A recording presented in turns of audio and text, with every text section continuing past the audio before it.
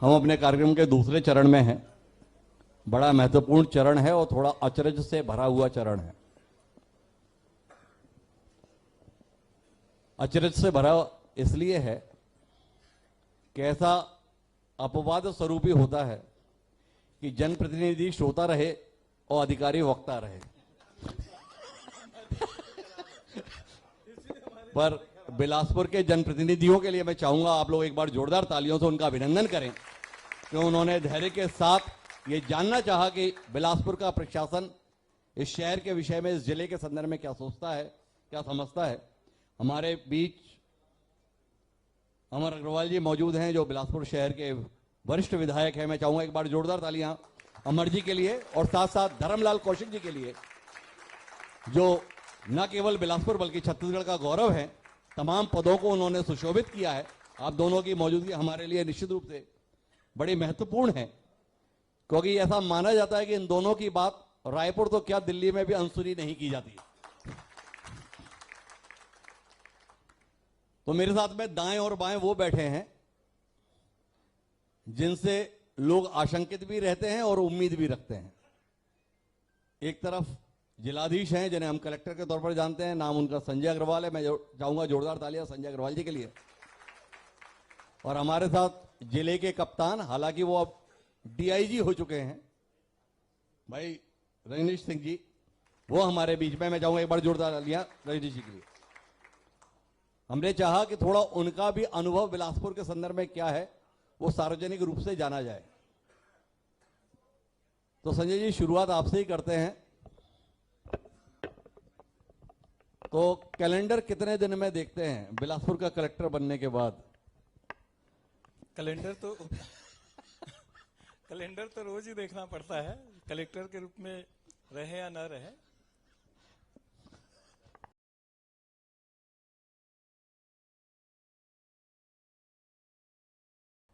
नहीं, लेकिन बिलासपुर के संदर्भ में क्या देखते हैं, कितने दिन और रहना पड़ेगा, या ये देखते हैं कि अभी इतना समय और मिले तो ये काम है जो यहाँ के लिए करना चाहिए?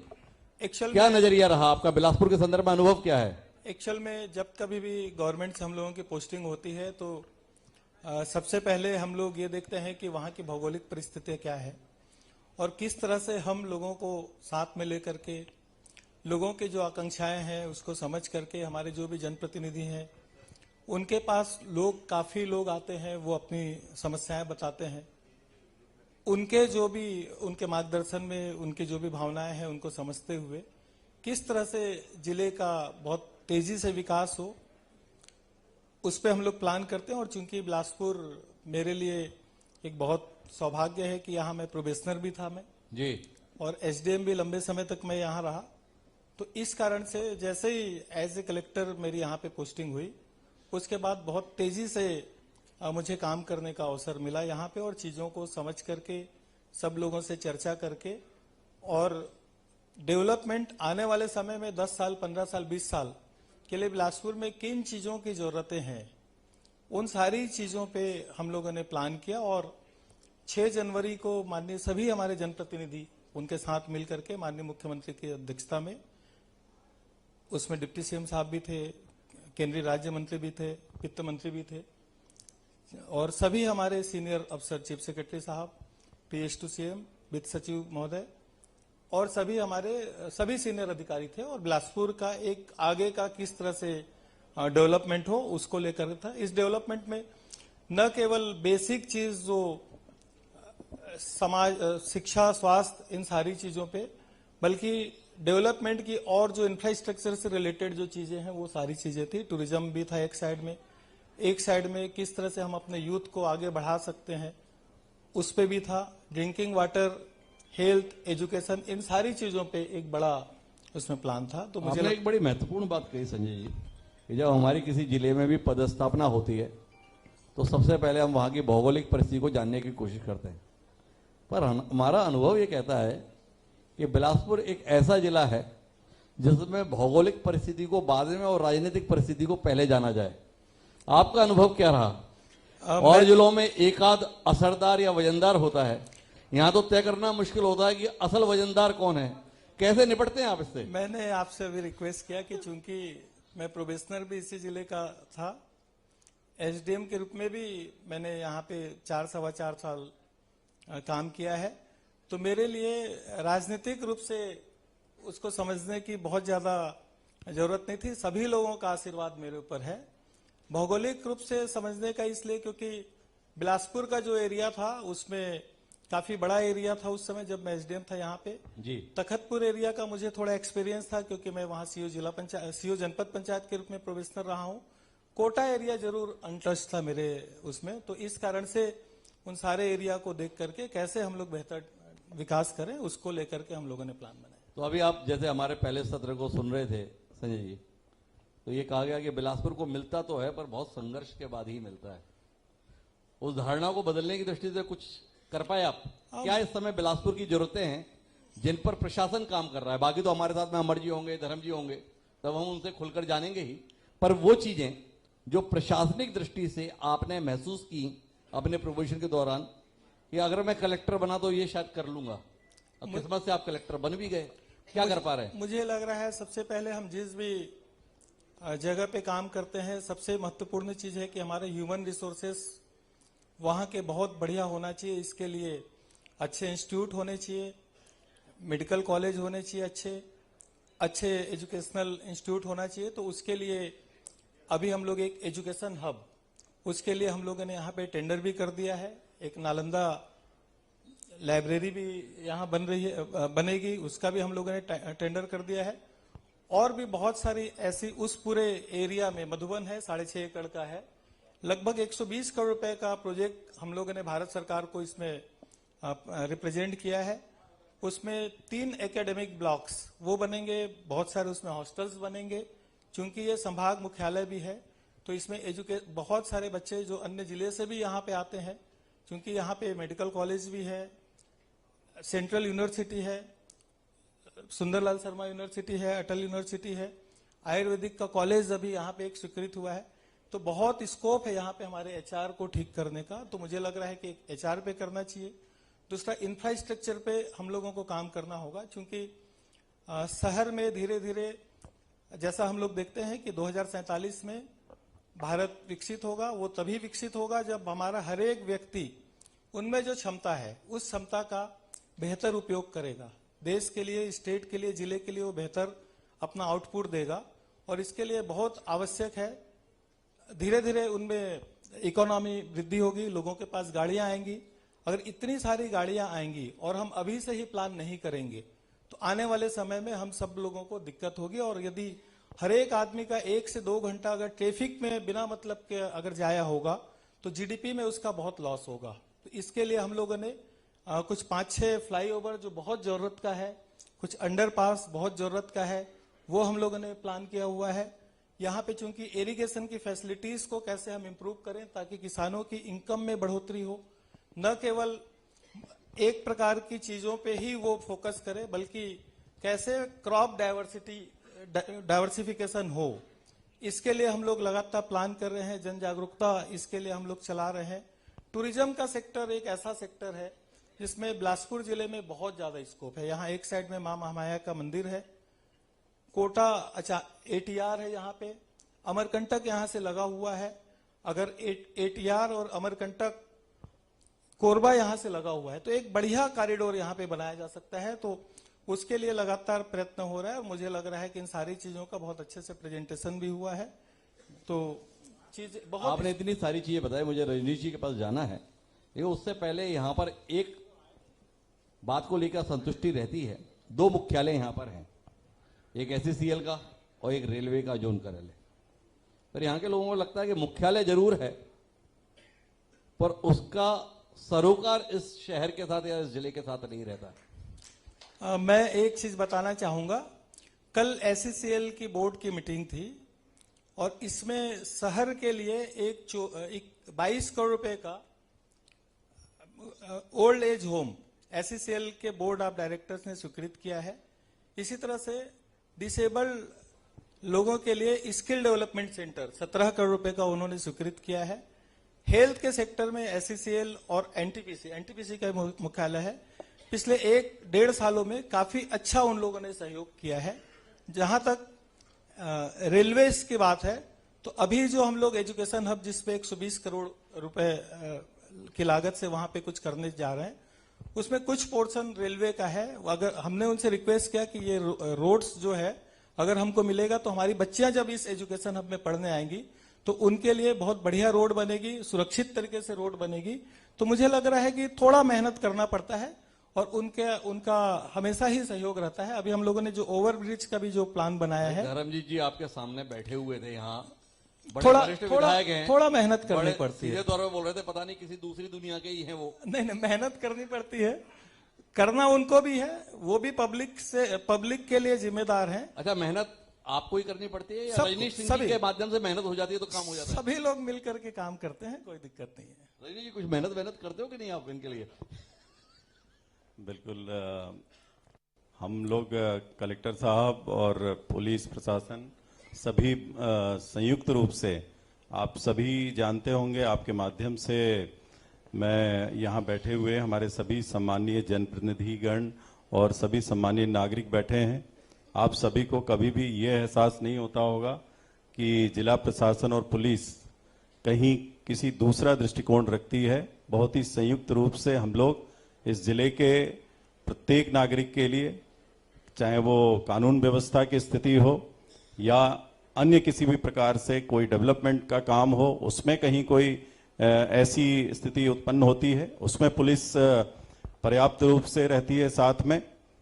जैसा कि आपने शुरू में कहा कि बिलासपुर जिले का भौगोलिक नक्शा या फिर मैं आपराधिक दृष्टिकोण से कहूं तो बिलासपुर एक बहुत ही शांत जिला है और ऐसी कोई भी यहाँ ऐसी स्थिति नहीं है कि बहुत ज्यादा अपराध या गिरोह या ऐसा गैंग चल रही हो, ऐसा बहुत कुछ नहीं है। लेकिन हम लोगों को एज एसएसपी और एज ए पुलिस जो हमारी ड्यूटी है, अपराध नियंत्रण, क्राइम प्रिवेंशन जो होता है महत्वपूर्ण होता है।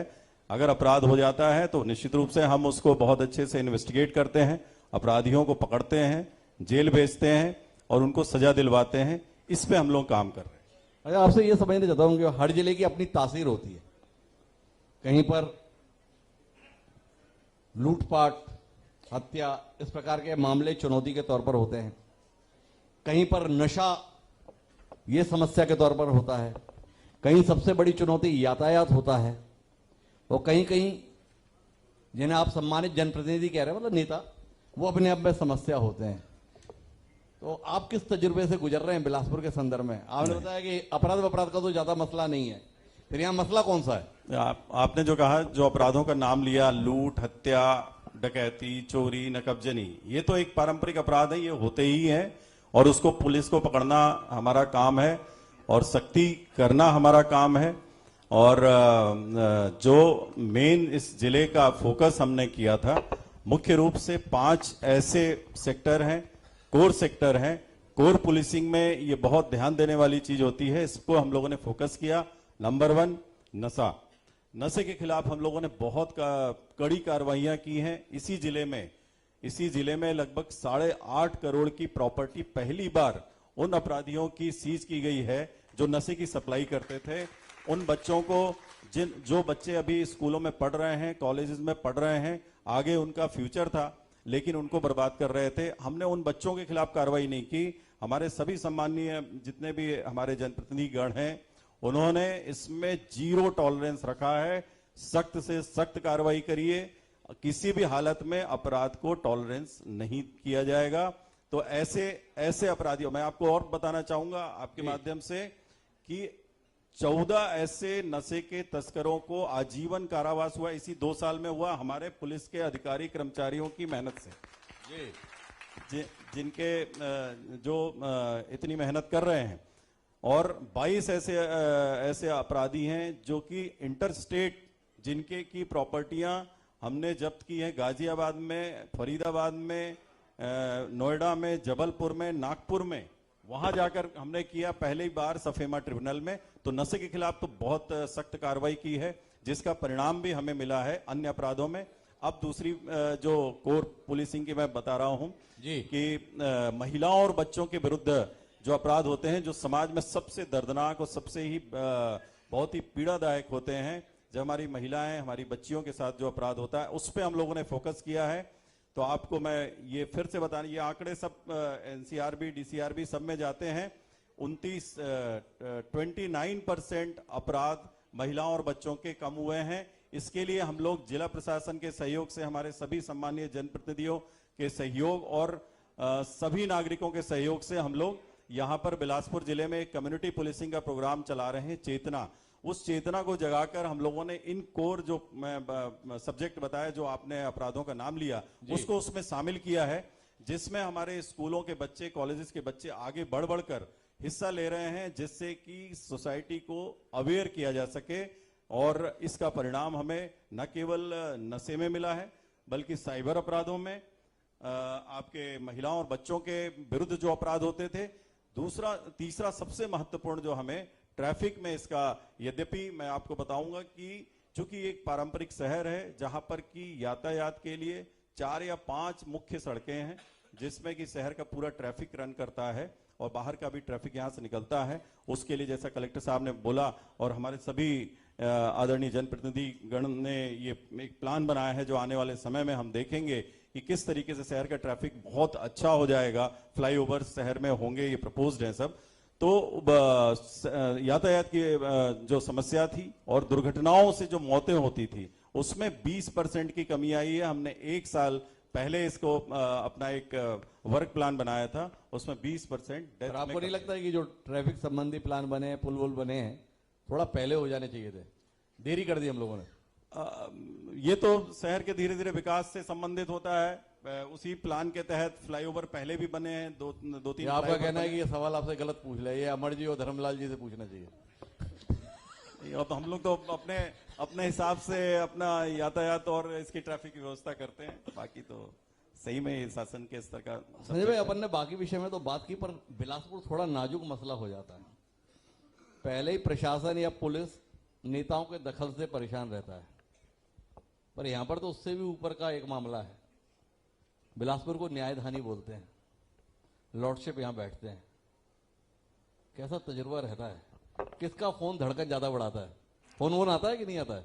मुझे लग रहा है कि चूंकि न्यायधानी है और ये बहुत सारे ऐसे केसेस हैं, रिट पिटिशन दायर होती है, उसमें हम लोगों के लिए निर्देश होता है, और कई बार ये निर्देश जो है वो शहर के डेवलपमेंट के लिए बहुत ही अच्छे होते हैं। जैसे अभी एक एग्जांपल मैं देना चाहूंगा जी। एक रोड जो है अरपा अपोलो, शनिचरी रपटा से अपोलो, वो हाईकोर्ट की पीआईएल के बाद वो रोड जो है वो बन रही है। तो चूंकि न्यायधानी है, वहां पे न्याय होता है, तो सबके साथ न्याय होता है, तो प्रशासन के साथ भी वहां न्याय ही होता है। न्याय तो ठीक है, पर न्याय करने के संदर्भ में दबाव कितना महसूस करते हैं संजय जी? नहीं होता है दबाव, ऐसा नहीं होता है भाई। नेताओं के संदर्भ में तो आपने बता दिया, मैं तो यहाँ प्रोबेशनर रहा हूँ, सब मेरे घर के ही हैं, सीधा एहसास ये था। जुडिशरी के संदर्भ में क्या एहसास है? क्योंकि हम लोग अच्छा काम करेंगे तो जुडिशरी भी हम लोगों को लगातार हमेशा प्रोटेक्ट करती है। अगर हम कहीं कोई गलत काम करेंगे तो जुडिशरी हमारी खिंचाई करेगी और वो उनका अधिकार है। अगर हम सही काम कर रहे हैं, चीजें उनके सामने जाएगी तो हमको प्रोटेक्शन मिलता है वहां से। पर आजकल बड़े फैसले आते रहते हैं, दखल आते रहते हैं, तो इसका आशय क्या है? मुझे लग रहा है कि वो इक्के दुक्के मामले ऐसा लगता है, लेकिन अल्टीमेटली जो भी फैसले आते हैं वो पब्लिक के हित का है। जैसे अगर हम कोलाहल अधिनियम के बारे में जुडिशरी का अगर कोई निर्णय है जी, तो उससे आम पब्लिक को राहत मिली है। अगर जुडिशरी बोलती है कि रोड्स पे जो कैटल्स आते हैं, ये कैटल्स रोड पे नहीं होना चाहिए, तो इससे भी लोगों को राहत मिलती है। तो मुझे लग रहा है कि जुडिशरी आम पब्लिक की जो इच्छा है, आम पब्लिक की सहूलियत जिस चीज में है, उन चीजों पे बढ़िया उनका निर्णय। आप तो राजधानी में भी रहे हो, न्यायधानी में भी हो जी। प्रोटोकॉल कहाँ का निभाना ज्यादा भारी पड़ता है? एक सेट सिस्टम है, उस सिस्टम को आप फॉलो करो तो फिर न्यायधानी में भी कोई दिक्कत नहीं है, राजधानी में भी कोई दिक्कत नहीं। यदि हम उस सिस्टम को फॉलो नहीं करेंगे तो फिर कहीं भी दिक्कत होगी। तो फिर दिक्कत है। भाई जी, आपके पास आता हूं। एक जो पुलिस के संदर्भ में बड़ा विषय है वो है अमले की कमी को लेकर। अपेक्षाएं बहुतेरी रहती हैं, पर मैन पावर को लेकर क्राइसिस रहती है। इसके संदर्भ में किस परिस्थिति से गुजर रहे हैं? और सुधार की दृष्टि से कोई उम्मीद कर रहे हैं या सोच रहे हैं कि अपना नाम सूची में कब आने वाला है, निकला जाए, कोई नई जिम्मेदारी निभाई जाए? ये बहुत अच्छा प्रश्न किया आपने, लेकिन इसमें मैं कहना चाहूंगा कि जिस समय मैं सर्विस शुरू किया था, तो जो आज हमें फोर्स मिला हुआ है उसका 1/3 भी फोर्स नहीं होता था उससे। जी। उस अमले के साथ हम लोग काम कर रहे थे, तो अभी ऐसा लगता है कि हमें तो पर्याप्त बल है, लेकिन फिर भी पुलिस का जो अगर पॉपुलेशन देखी जाए यहाँ की बिलासपुर की, तो 7 लाख के लगभग शहर की होगी और शायद जिले की 16 लाख से ऊपर होगी। 21 लाख पॉपुलेशन है और हमारे पास अभी 1500 के आसपास का बल है, तो 0.5 अभी है। एक मान लीजिए एक पुलिस मैन जो है वो 1000 पर मान लीजिए, तो बल की आदर्श कमी- स्थिति क्या रहती है, बल्कि- होना क्या चाहिए?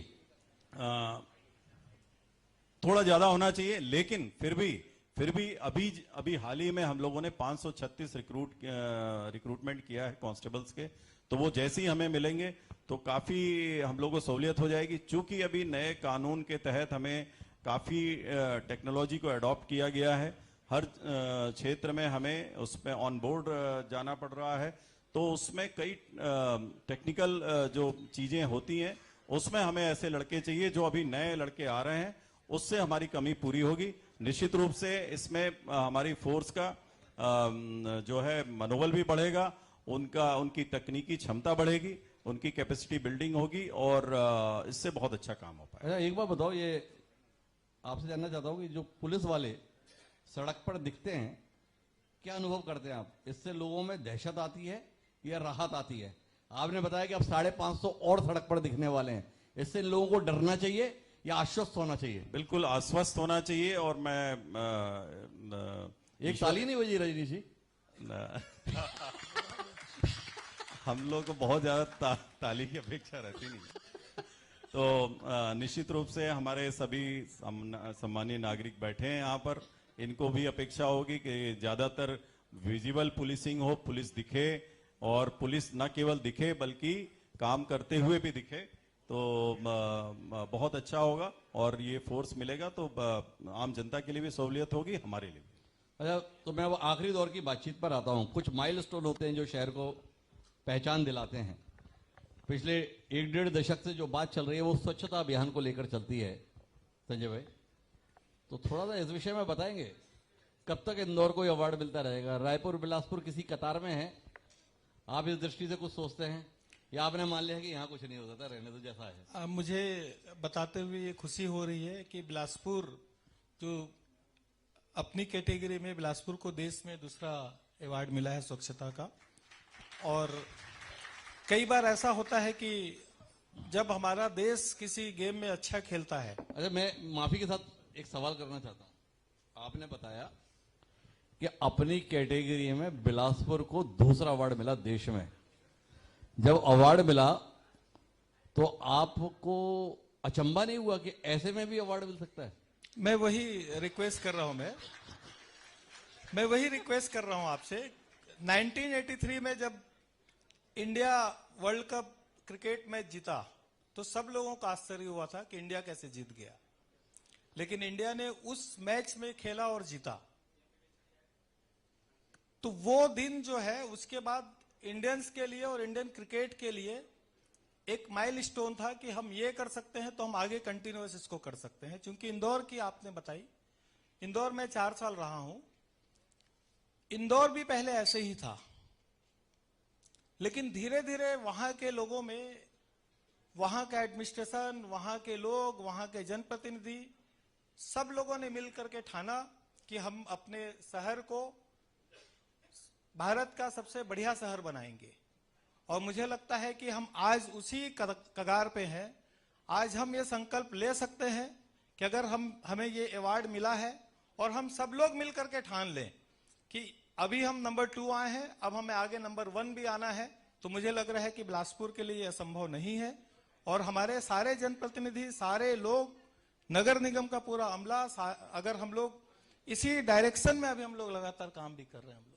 तो कुल मिला के रजनी जी का कहना है कि भाई मेरी फोर्स बढ़ने वाली है, इसलिए शहर की सुरक्षा, जिले की सुरक्षा बेहतर होने वाली है। संजय जी ने बताया कि अवार्ड मिला है, दूसरा नंबर हमें देश में मिला है, पर कुल मिलाकर अगर मिला है तो मुझे लगता है कि ये केवल प्रशासन की नहीं बल्कि बिलासपुर वासियों की भी जिम्मेदारी है कि अगर हम लोग इस शहर में आए तो हमें लगा कि हाँ, इसको ये अवार्ड मिलना ही चाहिए। उम्मीद करते हैं कि आप इसे नंबर 1 में भी तब्दील करेंगे, तो हमारी शुभकामनाएं आपके साथ में। Thank you. और आप दोनों का बहुत बहुत धन्यवाद कि इतनी Thank व्यस्तता you. के बीच आपने समय निकाला।